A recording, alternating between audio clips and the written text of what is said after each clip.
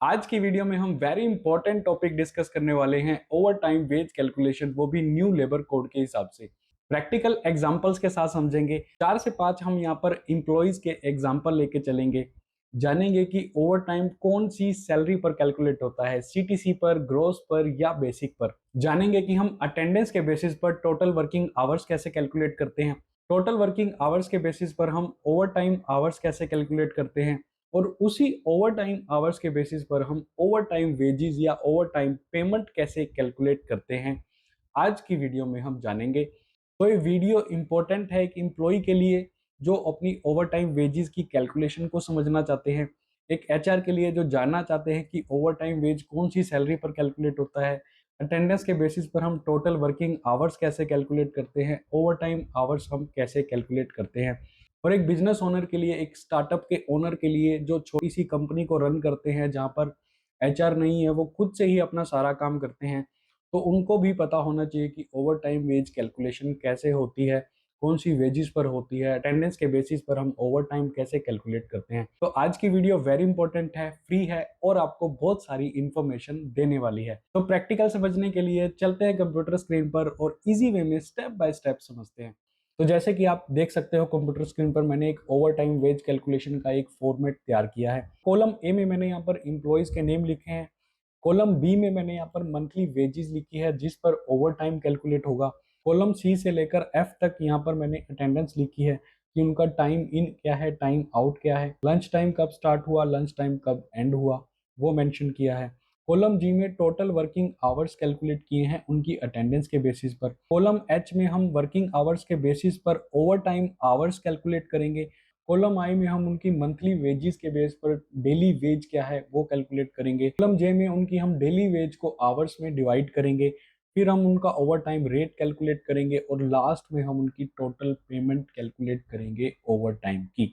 अब सबसे इंपॉर्टेंट यहाँ पर क्वेश्चन आता है कि ओवर टाइम कौन सी सैलरी पर कैलकुलेट होता है, ग्रोस पर, सीटीसी पर, बेसिक सैलरी पर। तो इसका बहुत ही सिंपल आंसर है बेसिक सैलरी और मिनिमम वेज। जो भी आपका स्टेट का मिनिमम वेज है उनमें से जो भी बड़ा अमाउंट है उस वेजेस पर आपका ओवर टाइम कैलकुलेट होगा। जैसे यहाँ पर एक फर्स्ट एम्प्लॉई है राहुल कुमार, इसकी जो बेसिक वेजेस थी 13,000 थी, बट जो इसकी स्टेट की मिनिमम वेज थी जो अनस्किल्ड की थी वो 15,220 थी। तो यहाँ पर मैंने ओवर टाइम कैलकुलेशन करने के लिए 15,220 यहाँ पर कंसीडर कर ली है। तो आपको यहाँ पर ध्यान रखना है कि आपकी जो बेसिक सैलरी है और आपके स्टेट की जो मिनिमम वेज है उसमें आपने एम्प्लॉय की कैटेगरीज वाइज चेक कर लेना है कि स्किल्ड में आता है, अनस्किल्ड में आता है। उसके बेस पर आपने उसकी मिनिमम वेज डिसाइड कर लेनी है। तो बेसिक सैलरी और मिनिमम वेज में से जो भी बड़ा अमाउंट है उस पर आपका ओवर टाइम कैलकुलेट होगा, वही आपकी मंथली वेजेस होगी फॉर ओवर टाइम कैलकुलेशन। तो ये क्वेश्चन इंटरव्यू में पूछा जा सकता है, तो आपको इसके बारे में पता होना चाहिए। तो यहाँ पर हमने जान लिया कि हमने यहाँ पर मंथली वेजेस कौन सी कंसीडर की हैं। अब हम उनका टोटल वर्किंग आवर्स कैलकुलेट करेंगे। टोटल वर्किंग आवर्स हम कैसे कैलकुलेट करते हैं, यहाँ पर एक फॉर्मूला लगाएंगे, बहुत ही सिंपल फॉर्मूला है। यहाँ पर हम लगवाएंगे is equal to F5। F5 यहाँ पर क्या है, उसका टाइम आउट, जब वो कंपनी से आउट हुआ वो वाला टाइम, माइनस जब वो कंपनी में आया टाइम इन, और यहाँ पर फिर हम माइनस का साइन लगा देंगे, ब्रैकेट ओपन करेंगे, ब्रैकेट में हम जो उसका लंच टाइम जब खत्म हुआ वो टाइम यहाँ पर एंटर कर देंगे। फिर हम माइनस करेंगे उसके लंच जब स्टार्ट हुआ था और ब्रैकेट को बंद कर कर एंटर कर देंगे। सिंपल सी कैलकुलेशन है यहाँ पर, जब वो ऑफिस से गया माइनस जब वो ऑफिस से आया। फिर हम बीच में माइनस का साइन लगाएंगे, ब्रैकेट को ओपन करेंगे, जब उसका लंच खत्म हुआ, माइनस जब उसका लंच स्टार्ट हुआ, ब्रैकेट को क्लोज कर कर और एंटर कर देंगे। यहाँ पर हमारे पास टोटल वर्किंग आवर्स आ जाएंगे, पता चल जाएगा उस एम्प्लॉय ने एक दिन में कितने घंटे यहाँ पर काम किया। तो यहाँ पर आप देख सकते हो उसने 9 आवर 15 मिनट्स यहाँ पर काम किया, जो कि 8 घंटे से ज्यादा है। जो नॉर्मल वर्किंग आवर्स होती है 8 घंटे की, तो इसने 1 घंटा 15 मिनट यहाँ पर ज्यादा काम किया। जब हम नेक्स्ट कॉलम में ओवर टाइम आवर्स निकालेंगे तो यहाँ पर हमें पता चल जाएगा कि उसने कितने घंटे एक्स्ट्रा काम किया।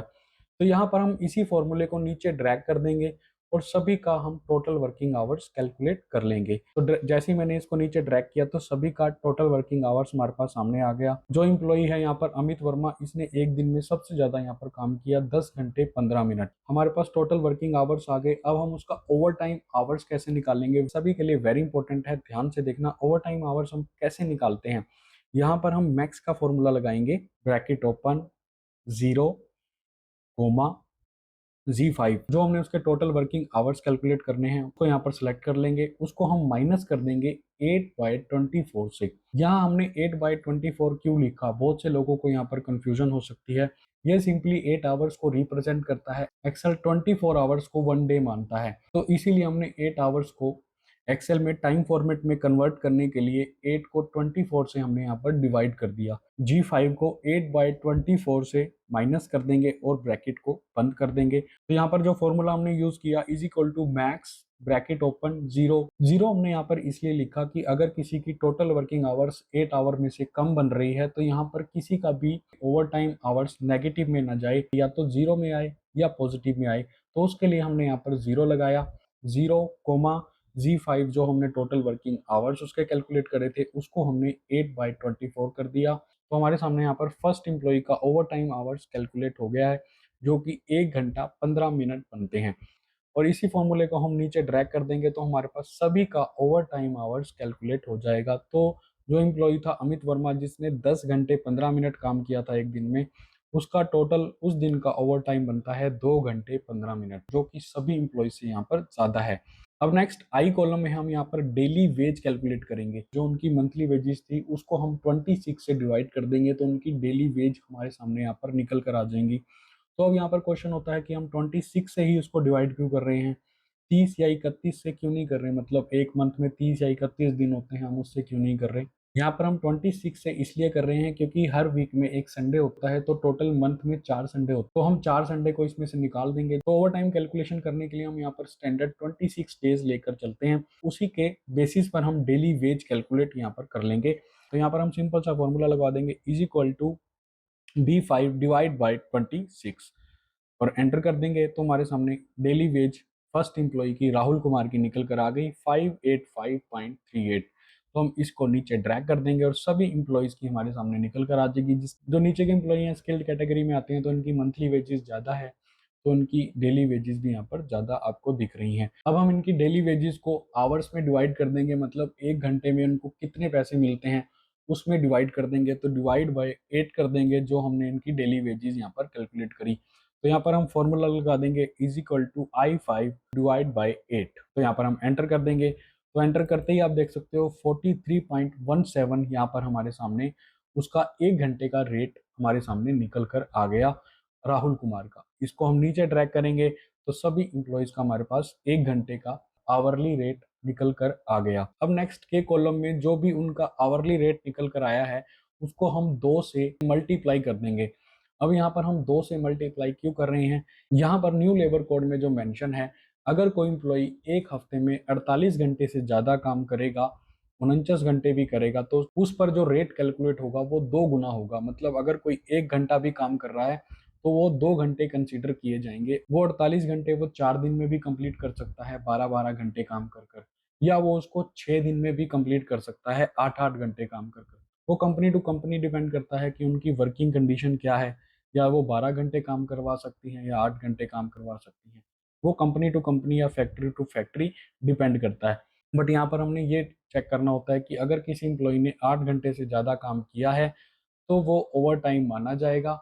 48 घंटे से जिसने भी एक हफ्ते में ज़्यादा काम किया है तो वो ओवर टाइम कैलकुलेशन के अंदर आएगा और वो 2 से मल्टीप्लाई हो जाएगा। मतलब यहाँ पर 73 जो उसका 1 घंटे का अमाउंट था वो यहाँ पर 146.35 निकल कर आ गया। मैंने इसको यहाँ पर मैंने इसको मल्टीप्लाई कर दिया 2 से, 146.35 आपके सामने यहाँ पर निकल कर आ गया। मतलब कंपनी को उसको 2 गुना अमाउंट देना पड़ेगा अगर वो 48 घंटे से ज़्यादा काम कर रहा है एक हफ्ते में।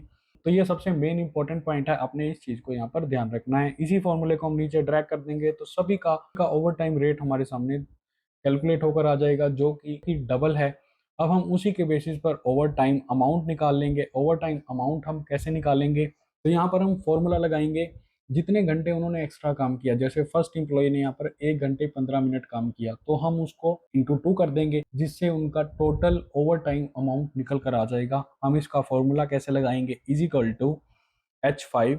H5 कौन सा है, राहुल कुमार का ओवर टाइम आवर्स, कितने घंटे उसने एक्स्ट्रा काम किया वो आ जाएगा, इंटू 24 हम यहाँ पर क्यों लगा रहे हैं?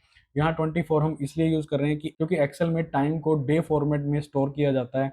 एक दिन में 24 आवर्स होते हैं, इसलिए ओवर टाइम के टाइम को एक्चुअल आवर्स में कन्वर्ट करने के लिए हम यहाँ पर 24 से मल्टीप्लाई कर रहे हैं। तो यहाँ पर आपको क्लियर हो गया होगा कि हमने यहाँ पर 24 क्यों लिखा, हमने इसको टाइम में कन्वर्ट करना है, एक्चुअल आवर्स में कन्वर्ट करना है, तो उसके बेसिस पर हम यहाँ पर 24 लिख रहे हैं। 24 इंटू K5 जो हमने उसका डबल ओवर टाइम यहाँ पर कैलकुलेट किया, उससे हम इसको मल्टीप्लाई कर देंगे, इन तीनों को हम मल्टीप्लाई कर देंगे।